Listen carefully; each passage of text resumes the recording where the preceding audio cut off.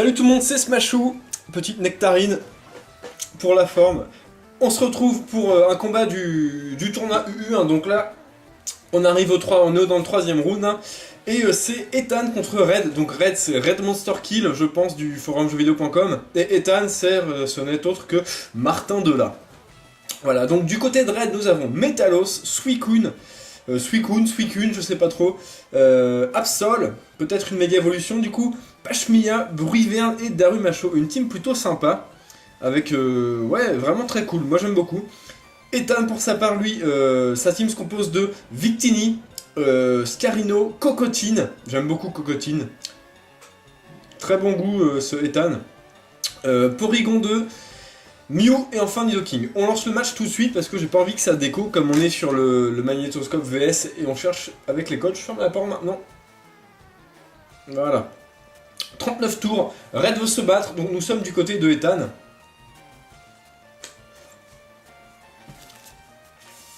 Alors.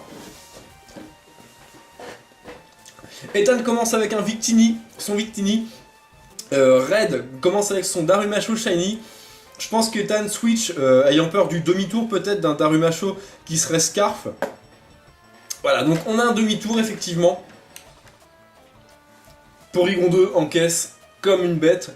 Avec les Volurox, ce truc est intestable. Suicune prend le relais. Shiny également. Bon. Ah, Porygon 2 est rappelé ce coup-ci. Et Victini est réenvoyé sur une plénitude de ce Suicune. Bon. Alors en fait, je connais très peu Victini. Je sais qu'il a assez cheaté en U. Suicune est rappelé, alors là du coup pas mal de switch. Metalos est appelé à sa place. Shiny également, bon je pense qu'on a une team full Shiny hein, du côté de Red Monster Kill. D'accord, donc une attaque électrique, j'ai pas fait attention au nom de l'attaque. C'était peut-être... comment ça s'appelle? Ah, je sais plus, bref. Metalos prend assez cher, mais quand même moins de la moitié de ses PV, donc c'est tout à fait tenable. Et Porygon 2 est envoyé du côté d'Ethan pour encaisser ce séisme. Et voilà, bon, il tient comme un gros boss. Metalos décide d'enchaîner sur du point météore, donc du gros attaque acier stabé, qui peut monter l'attaque. Porygon décide Ethan décide d'ordonner le tonnerre à son Porygon, coup critique, donc le Metalos commence à avoir assez mal. Par contre ce point météore va faire quand même mal également. Ah, soin. Bon, on a un soin du côté du Porygon, évidemment avec soin il a une durée de vie, enfin un staying power qui est quand même assez énorme. Le Metalos continue les points météores. Je pense qu'un boost en attaque serait appréciable. Le Porygon 2 continue ses soins. Ok. Ethan décide de switcher. Et d'envoyer Victini sur ce point météore. Comme Victini est type feu, il va encaisser assez facilement. Ça fait presque rien. Victini lance un demi-tour. Je pense qu'il s'attendait à un switch là. Voilà, j'ai fini mon fruit. Je vous embête plus avec ça. On se concentre sur le match. Alors, Metalos séisme, d'accord, donc sur le demi-tour d'Ethan, il a décidé d'envoyer son Scarino. Scarino qui peut faire quand même très mal. Pokémon vraiment dangereux. Bruivern est envoyé, Shiny également. Et on voit qu'il est mouchoir-choix, donc un Scarino Scarf. Sabotage, d'accord. Qui fait tomber les lunettes choix du Bruivern. Alors ça c'est plutôt bien joué. C'est très bien joué de la part de Ethan. Hein. Le Bruivern va perdre en force de frappe, ça va être considérable. Bank Sonic, voilà, du coup qui fait vraiment plus grand chose au Mew. Bon, ça aurait fait de toute façon beaucoup moins de la moitié, même avec les lunettes choix, mais bon. Draco Meteor, donc là le Bruivern tape dans le gros stab. Alors faut faire attention parce que Mew très souvent ont laser glace. Hein. J'espère que c'est pas le cas du Mew de Ethan, non. Il dispose de feu follet. Peut-être qu'il s'attendait au switch, hein, je ne sais pas. Donc un feu follet, ce Bruivern est brûlé maintenant. Brûlé, plus d'objets, là le Bruivern se fait quand même assez maltraiter par la team, par les Pokémon d'Ethan. Bruivern est retiré. Alors il cède sa place à Suicune, donc là peut-être que Suicune va encaisser le laser glace assez facilement si laser glace est. Piège de rock, d'accord, donc un Mew poseur de piège de rock, plutôt sympa. Donc une team assez défensive hein, du côté de Ethan. Alors, le Mew est rappelé, évidemment on n'a pas trop envie de laisser Suicune placer 36 millions de plénitude. Ah, ébullition sur le switch, ça c'est plutôt très bien joué. Le Victini prend bien cher, mais ça suffit pas pour le tuer. Suicune est rappelé, il aura quand même frappé assez fort ce Victini, et Metalos est envoyé en sacrifice. Un petit sacrifice de Metalos qui se prend un peu les pointus, mais qui n'en mord pas, et par contre qui va mourir du demi-tour. Alors, Metalos en sacrifice, c'est plutôt bien joué aussi, je trouve, de la part de Red, puisqu'il va pouvoir voir ce que Ethan envoie en jeu, et il va pouvoir réagir en conséquence. Donc Nidoking est envoyé. Donc Suicune est renvoyé hein, contre ce Nidoking. Suicune a l'avantage du type. Alors, il exerce sa pression évidemment. Nidoking utilise tonnerre, ah donc là ça va faire assez mal. Ah, ça fait très très mal. Plénitude A, je pense que Red s'attendait clairement à un switch sur le Mew, je pense. Bon, manque de chance. Ce Nidoking a préféré lancer du gros tonnerre. Alors Red préfère ne pas sacrifier son Suicune et switcher sur son Darumacho. D'accord, qui prend quand même un quart de la vie sur les pointus, ça fait mal. Qui va se prendre un tonnerre, donc il va prendre encore des dégâts assez lourds, je pense. Aïe aïe aïe aïe aïe aïe aïe. Nidoking est rappelé par Ethan. Et c'est Porygon 2, l'éternel Stalor physique de Ethan qui va prendre le relais. Qui copie le sans limite, hein, donc c'est plutôt pas mal ça, remarque. Hein. Bout de feu, là, ça risque de faire des gros dégâts. Ah, pas tant que ça, hein. Porygon il tient vraiment comme un malade. Et le Darumacho est défait grâce aux dégâts du recul. Donc là, je pense que ça aurait été peut-être mieux de sacrifier Suicune. Brivern est envoyé, il est brûlé, il va prendre un quart de la vie sur les PDR. Là, ça fait vraiment très mal. Bon, évidemment, il décèle l'Evolurock, sans surprise. Que serait Porygon 2 sans l'Evolurock? Cocotine est envoyé, probablement pour encaisser du spé. Et en plus, immunité dragon, donc Dracometeor qui fait juste rien du tout. Cocotine, the boss. Donc là, l'âme d'air vraiment désespérée, de toute façon, à la trouille. Bon, c'est toujours ça de prix, même si le Brivern va mourir de la brûlure, je pense.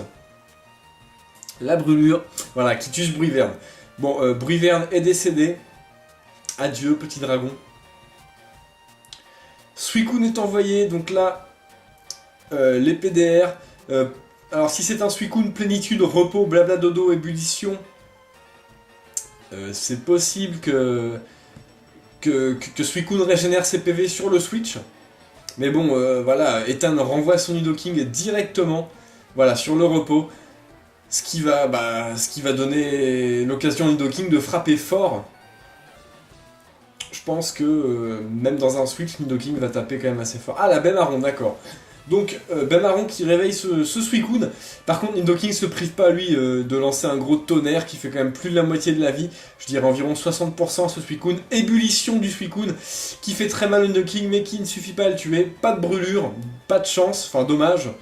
C'est pas de la chance, c'est juste dommage, ça aurait été quelques dégâts en plus. Un deuxième tonnerre qui achève ce Suicune. Donc, c'était peut-être pas une mauvaise idée de garder ce Suicune au final. Absol, d'accord, avec des accents circonflexes sur le A et le O. Ok. Shiny également. Hein. Un peu marron-rouge. Assez sympa. Méga évolution. Donc voilà, la méga évolution de Red est bien Absol. Hein, comme on se doutait. Hein. Danse lame. Ouh.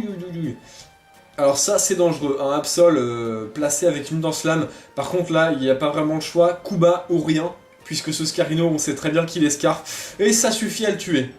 Coup critique. Ouh, c'est pas très efficace, coup critique. Bon, je sais pas si ça l'aurait tué en coup normal avec une danse lame. Coup psycho, Cocotine va prendre très très cher.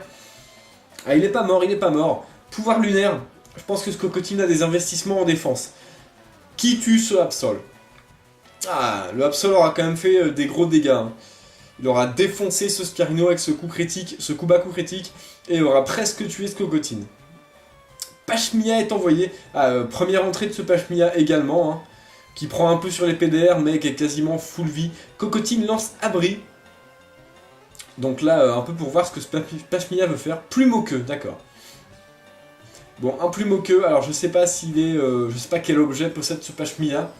Je sais pas vraiment comment ça se joue Pashmia. Peut-être Banchois, j'en sais rien. Ou Roche Royale, je ne sais pas. Je sais que ça a multi-coup et que ça fait quand même assez mal hein, quand ça veut bien. Cocotine est mort, donc là, Red revient quand même vachement en force. Hein, il est en train de tuer pas mal de Pokémon. On continue Plumeau queue. Assez stressant comme attaque, hein, comme ça tape 5 fois, on est là. Voilà, j'espère que ça va pas faire trop de dégâts. Voilà, Mew prend quand même très cher. Il est à 16 PV. Atterrissage. Pardon, désolé, j'ai un gros hoquet. Atterrissage pour ce Mew qui va régénérer la moitié de ses PV, plus les restes.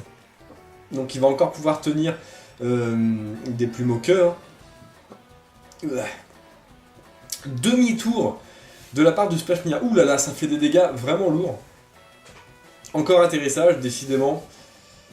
Je sais pas ce qu'attend Ethan avec ses atterrissages. Regagner un peu de PV, je sais pas, mais il faut faire attention parce que les coups critiques. Encore du demi-tour. Alors là, mais c'est quoi ce délire? Qu'est-ce que c'est que ce délire? Là, Pashmia, c'est le dernier Pokémon de Red. Et je sais pas s'il reste un Pokémon à Ethan. Plume au queue. Allez, allez, allez. Oh, ça fait quand même des dégâts assez lourds. Hein. Sortir 50% de la vie. Hein. Feu follet. Ah bah là.